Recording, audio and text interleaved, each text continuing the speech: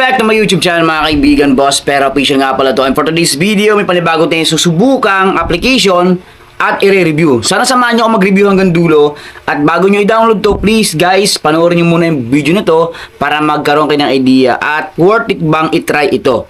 Ayan guys, so ito nga pala yung QT Reels application. Disclaimer lang tayo dito, another educational content. At syempre, for awareness ng mga kaibigan natin dyan na tuloy-tuloy na naghahanap ng mga libreng laruin at libreng kitaan through online gamit ng ating mga cellphone. So dito nga mga boss, meron silang redeem. Ayan, via GCash, Maya or PayMaya, ayan, PayPal. Ayan guys. So, from $5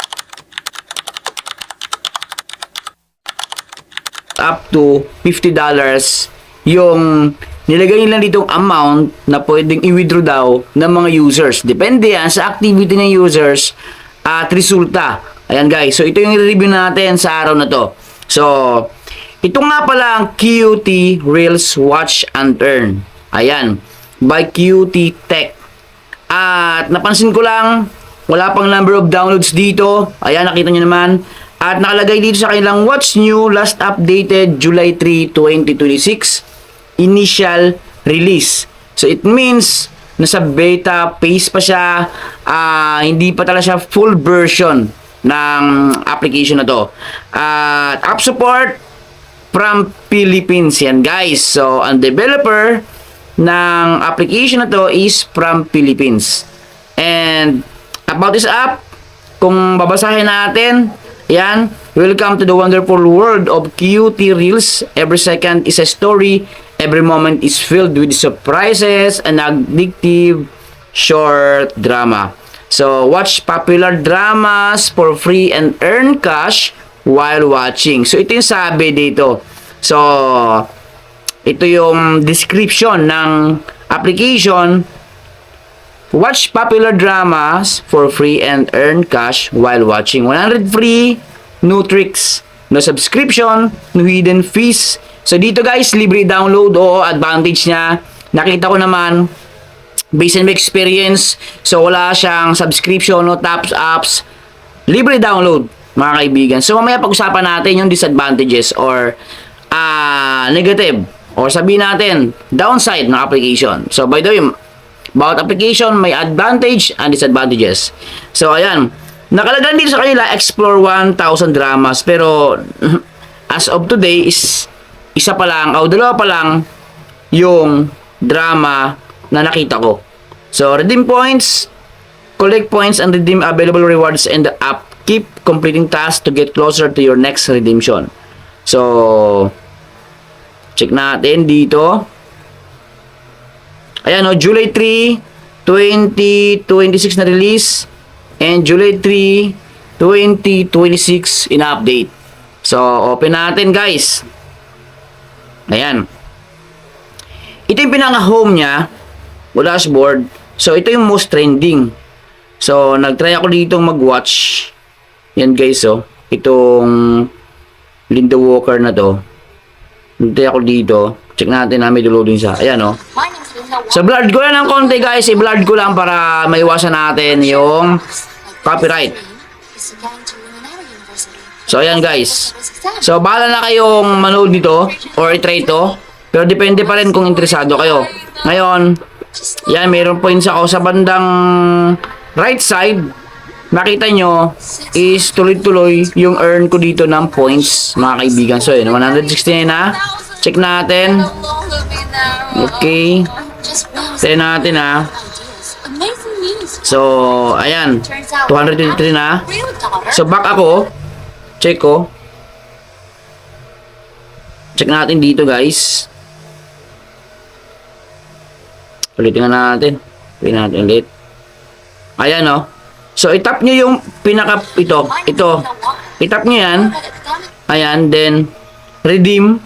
Points balance to these points. And then dito, watch now. So, 250 kanina. So, 250 dapat makumpleto ko yan para makuha ko yung 250. So, next is 500. Next, 750. Next, 1,000 points, mga kaibigan. So, gawin ko ng 250. Try ko, guys. So, 220 na siya. So, ayan, 281 na. Claim ko na siya. Hintayin natin magkaroon ng text na claim sa baba. Claim natin. And then dito guys, manood tayo ng video. So, ayan guys, you earned 250 coins. Check natin dito. Ayan o. Nakuha ko na. Claimed na siya. Already claimed. So, ngayon, ang kailangan kong i-reach dito is itong 500 and the next 750 and 1,000. Tandaan natin, bawat claim natin dito is manood tayo ng short ads, mga kaibigan. So, ayan. Then, sa baba, earn extra reward by watching shorts. So, save 250 points from milestones claims. Claim more milestone to fill this up, mga kaibigan.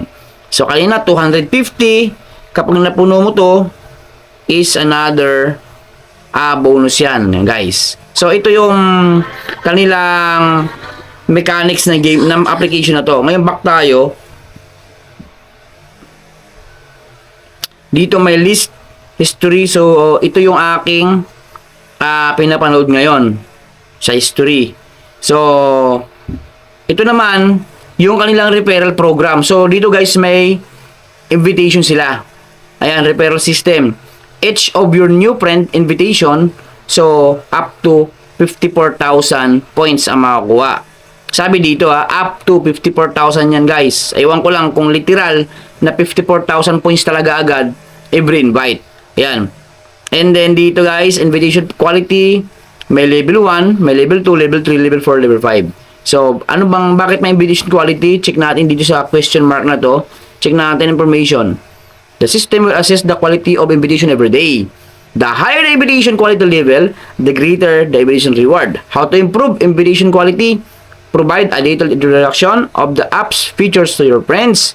Promote the app. So, ito nga pala guys. So, for inviting one friend with rewards of 54,000. Na app, yun ang pinaka-4. Not bad. Inviting one friend with rewards of okay. So, depende pa rin yan sa resulta at activity na mga ma-invite natin. Yan guys. So, malaman natin dito kung active yung ating invite. Magkakaroon siya dito ng valid friends. Yan guys. Naka-valid siya. So, nakalagay dito yung valid friends. So, ibig sabihin meron invalid. Yan mga kaibigan. How to invite and earn 54,000 points. Click the button to share the link. Your friends completed the registration from your invitation link. When a friend logs in to watch a short drama, you receive the corresponding rewards below. So, ayan guys. Ito yung kanilang sabihin natin requirements. So, ayan no. And then, sa redeem, so ito nga guys yung kanilang payment o withdrawal method. Ayan. Via GCash, Paymaya, and PayPal. So as of today, meron akong $0.37 mga kaibigan. So dito, agay na sinabi ko, disadvantages is kunti pa lang yung kanilang pagpipiliang drama. So dalawa pa lang ngayon. And kagaya nga sinabi ko, initial release pa lang siya. Siyempre, under observation siya, ganon. At meron pa silang kinukonsider dito at tine-check, siyempre, mga bugs. Isa pa sa mga disadvantages na nakita ko dito is kunti yung earning method niya, mga kaibigan. Or sabihin natin, pagkukuha natin ng points or coins. So, dito, mataas din yung kanilang minimum cash out, $5. Guys, $5. Sa ibang watch and earn is 1 peso, 2 pesos is pwede na. Pwede na tayo makapag-cash out dito. $5 talaga yung kailangang i-reach na threshold bago ka makapag-withdraw. Biruin mo, 75,000 points yan. 75,000 points po yung $5. Ito naman, 150,000 points, $10. So, kung interesado kayo dito, nandiyan yung link sa comment section. Pero kung hindi naman, walang problema guys. Ito ay ginagawa ko ng video para ma-share at ma-aware kayo. Yan guys. Don't forget to like, share, and subscribe mga kaibigan. This is Boss Pero Official. At sa Paymaya, ito din guys. Sa Paymaya, malaki oh. $450. Grabe. Sa PayPal. PayPal tayo. 500. Grabe yung laki. Ibig sabihin guys, GCash lang pinakamaliit. Pinakamaliit na minimum cash out. Sa PayPal, ang laki, $500. So, legit kaya to? Di ba? So, comment down below guys kung worth it ba na itry to or pagsasayang na lang ng oras to. So, ganoon lang. Maraming salamat sa inyo lahat at palagi po na mag-iingat. Bye-bye.